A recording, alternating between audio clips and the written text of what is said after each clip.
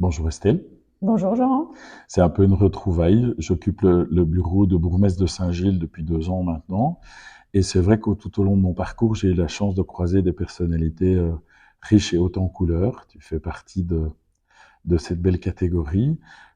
Et c'est marrant parce que j'étais tellement fier de te voir devenir la Madame Syndicat Bruxelles et te v'là embarquer dans une nouvelle aventure. Raconte.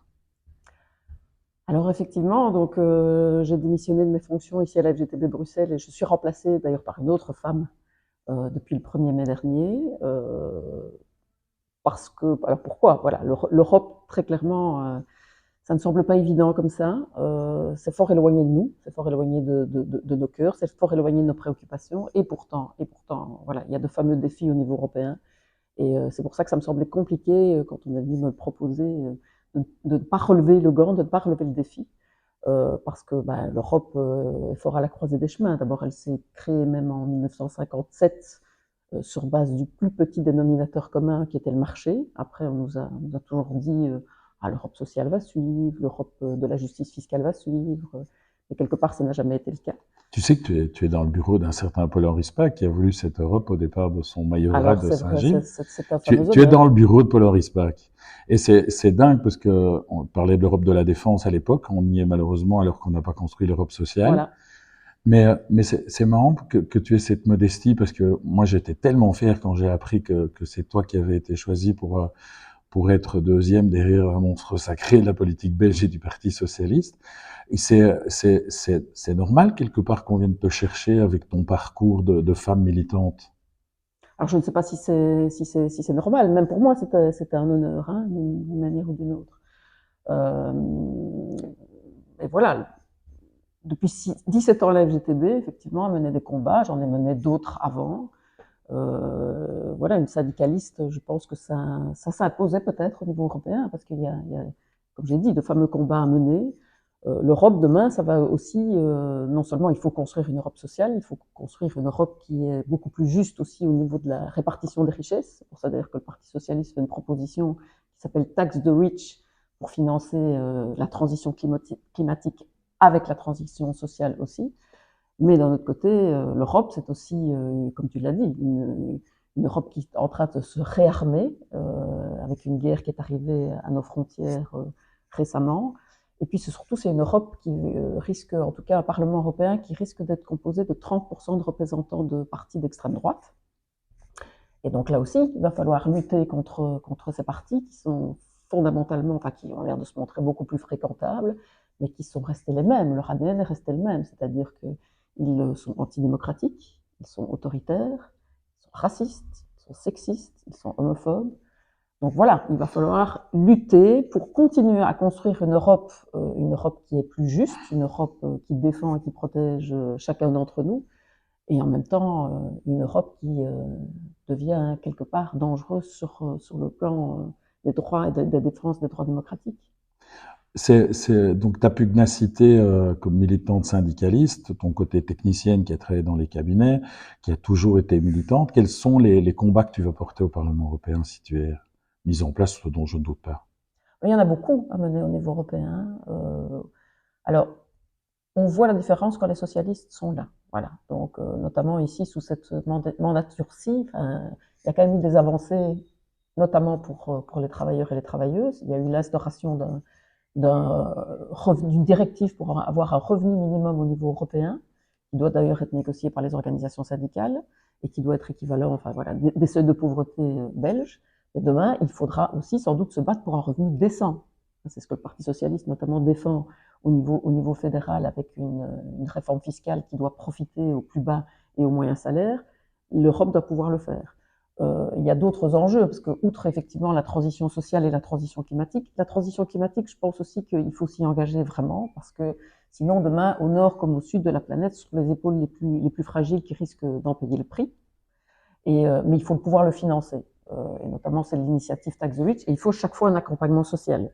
Donc ça veut dire que même quand à un moment donné, on décide de fermer telle ou telle filière ou telle entreprise, il faut le préparer à l'avance. Voilà.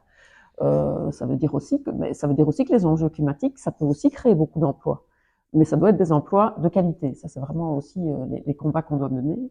Autre aspect, il y a une autre transition qui nous impacte aussi depuis quelques années, c'est ce qu'on appelle la transition digitale, hein, l'intelligence artificielle. L'Europe vient de prendre deux grandes mesures par rapport à ça, mais rien en ce qui concerne l'impact, par exemple, de l'intelligence artificielle et de la digitalisation sur le lieu de travail. Or, voilà, on travaille tous et toutes, en tout cas beaucoup d'entre nous, sauf les travailleurs de première ligne ou dans certains secteurs comme le nettoyage, distribution et encore.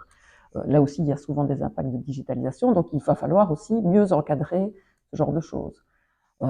D'autres défis aussi au niveau européen, c'est l'Europe de la santé, parce qu'on le sait, c'est pas une compétence européenne, mais rien de plus que le Covid nous a montré l'importance, notamment, voilà, de mieux investir dans la question des soins de santé, mieux défendre nos soins de santé, y compris les travailleurs et les travailleuses des soins de santé. Donc voilà, écoute, les défis au niveau européen, ils sont multiples. Moi, je ne vais pas te dire que mon premier engagement, ce sera sur l'Europe de la défense, même si là aussi, il faudra sans doute mieux coordonner ce qui existe déjà, certes, pas investir plus, mais mieux coordonner et voilà, mieux se coordonner entre États membres pour peut-être intervenir à un moment donné ou l'autre, hein, puisque M. Trump nous annonce déjà qu'éventuellement l'OTAN n'interviendrait plus s'il lui était élu sur le territoire européen. Il y a aussi la question de ce qu'on appelle l'autonomie stratégique de l'Europe, parce que le Covid nous a montré à quel point on était dépendant à un moment donné de la Chine ou d'autres pays sur tout un tas de choses essentielles, comme les médicaments, comme les masques. Donc il va falloir aussi relocaliser toute une série d'activités. Donc ça aussi, il faudra investir quelque part dans ces aspects-là. La question de l'énergie, ça c'est l'autre crise qui nous a traversé ces dernières années, donc mieux réguler en tout cas et assurer une autonomie au niveau énergétique, que ce soit avec un mix énergétique. Donc voilà, les défis au niveau européen, ils sont gigantesques et dans un contexte qui est compliqué. Et c'est amusant parce que moi, je fais le choix de rester au niveau local et d'attendre les élections d'octobre pour défendre l'envie de continuer avec mes concitoyens, mais je sais l'importance pour avoir commencé dans le bureau d'à côté ici pour aller chercher des subsides européens pour rénover les quartiers en difficulté, développer des programmes d'emploi, développer des programmes d'économie sociale. Comment tu te positionnes sur la relation que tu vas pouvoir entretenir avec les mandataires locaux pour promouvoir tous ces programmes européens qui ont l'air tellement éloignés et dont les régulations sont finalement très éloignées de nos considérations du quotidien?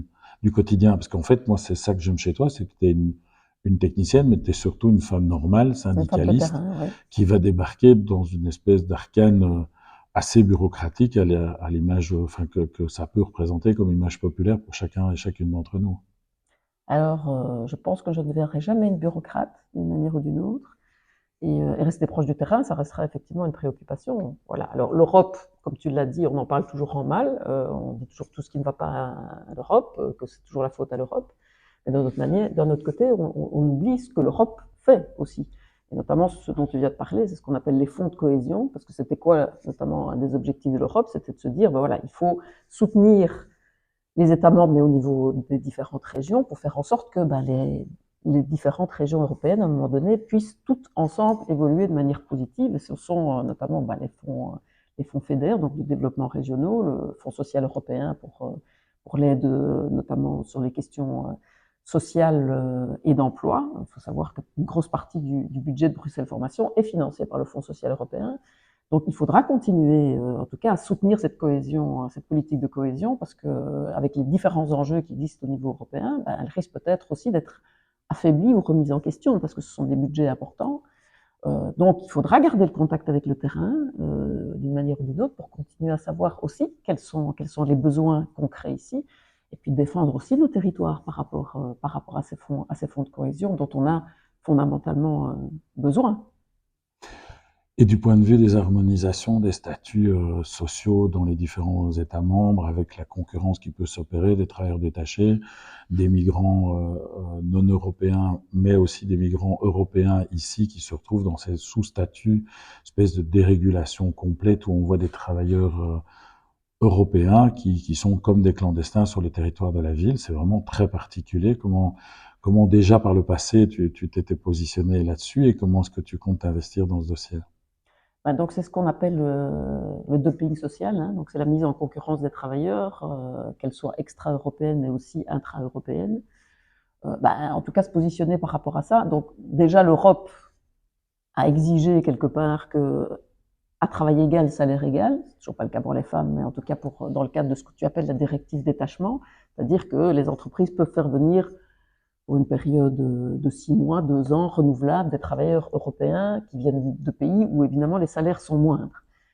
Mais ici, au moins, ils doivent être payés au salaire national, mais par contre, là où le bas blesse, c'est la question de la sécurité sociale. Donc demain, il faudra aussi que l'Europe mette fin à cette forme de dumping social et que ce soit à travail égal, salaire égal, mais protection sociale égale aussi, parce qu'on sait qu'on a une protection sociale élevée en Belgique et on ne veut certainement pas la remettre en question, loin de là.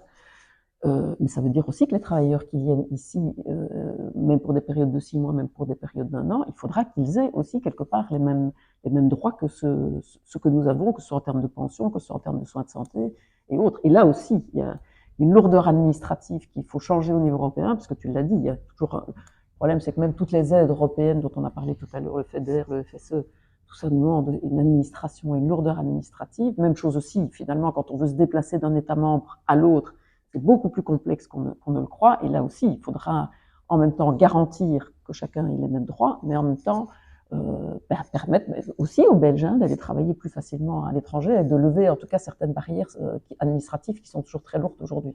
J'ai découvert dans mes fonctions de bourgmestre que c'est moi qui devais signer des ordres de quitter le territoire pour des citoyens européens qui, au bout des 3 mois, perdent leur visa temporaire et doivent retourner au pays alors qu'ils sont en plein projet de formation, d'établissement de vie, et où la situation est très compliquée. Donc on parle de liberté de circulation des Européens, mais c'est la liberté de circulation des travailleurs, et c'est dans tous les sens. Exactement. Donc ce dont tu parles, c'est le fait que quand on n'a pas un revenu dans un État européen, mais on doit le quitter. Donc c'est bien la preuve qu'il n'y a pas une vraie mobilité des personnes. Les entreprises, oui, les travailleurs, dans une certaine partie, oui.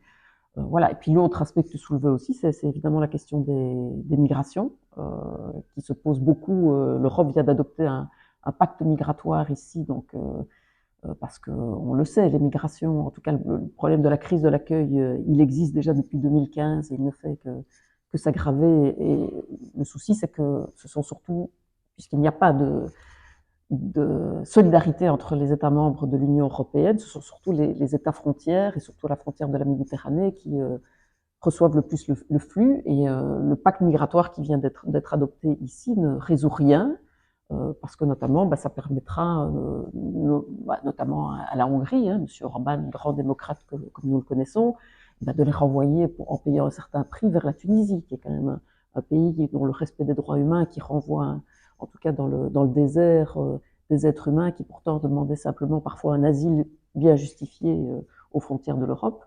ou à Madame Meloni d'aller exporter vers l'Albanie aussi toutes les personnes qui arrivent, et parfois légitimement, hein, ils fuient la guerre, enfin voilà, des raisons très très légitimes, et il y a notamment des conventions internationales qui devraient faire en sorte qu'on puisse en tout cas accueillir ces personnes. Voilà, on va les renvoyer vers des pays dont on ne connaît pas évidemment la manière dont ils vont être traités, tout comme l'Angleterre vient de faire la même chose au Rwanda. C'est marrant parce que même candidate à l'Europe dans un parti qui a dû souvent trouver des compromis dans toutes ces questions, on retrouve en toi la militante de Solsog, du CNCD. Ça va pas être simple pour toi toujours, tu le sens comment? Donc comme tu le rappelles aussi, ça fait des années qu'en plus de mes fonctions syndicales et de mes combats syndicaux, je suis aussi engagée dans les questions de solidarité internationale, que ce soit au CNCD 1111, donc il y a le Coupole qui réunit 80 ONG de coopération au développement, mais pas que, qui fait aussi du plaidoyer Nord pour les questions de solidarité entre Nord et Sud, et puis Solsoc depuis 3 ans. Alors non, je pense que c'est bien d'aller à l'Europe aussi en ayant dans la rétine et dans le regard ces questions-là. Voilà, notamment avec Solsoc, j'ai eu la chance ou la malchance, je ne sais pas très bien, mais donc de les accompagner notamment dans une mission au Congo, en RDC, où on a rencontré notamment les creuseurs artisanaux, comme on les appelle, hein, puisqu'il n'y a plus un seul de nos GSM aujourd'hui qui n'est pas composé de matériaux ou de métaux qui viennent notamment de pays comme le Congo, qui pourrait être un des pays les plus riches du monde. Et quand on voit l'exploitation de ces travailleurs, ces travailleuses, des enfants qui doivent à main nue manipuler des produits radioactifs, donc non, je pense que ces combats-là à l'Europe aussi pour la solidarité aussi Nord-Sud plus que jamais, il faut y être. C'est chouette de voir tout ce que tu mets dans ton cartable pour partir. Qu'est-ce que tu demanderais comme soutien? Parce que c'est vrai que ça doit être particulier. Tu me racontais comment tu étais parti avec ta petite voiture, faire le tour de toute la Wallonie et de toute la Bruxelles francophone. Ça se passe comment le contact avec les gens? Alors honnêtement, ça se passe bien. Alors je ne dirais pas que de temps en temps, il n'y a pas quelqu'un qui ferme la porte au nez en disant tous pourris, ça sert à rien d'aller voter. Mais je pense que il faut vraiment être sur le terrain aussi. Et donc non seulement je fais, comme tu l'as dit, des débats, une campagne européenne, c'est Bruxelles et la Wallonie, des débats, parfois dans des écoles, parce que aussi un des points importants, c'est que cette fois-ci au niveau européen, les jeunes de 16 ans iront voter, ils ne sont pas toujours préparés.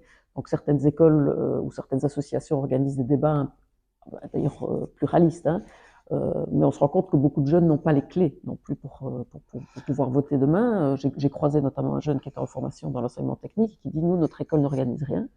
Mais sinon, l'accueil, honnêtement, voilà, même le porte-à-porte, même sur les marchés, est plutôt bon, parce que je pense qu'il faut plus que jamais convaincre de voter, d'aller voter.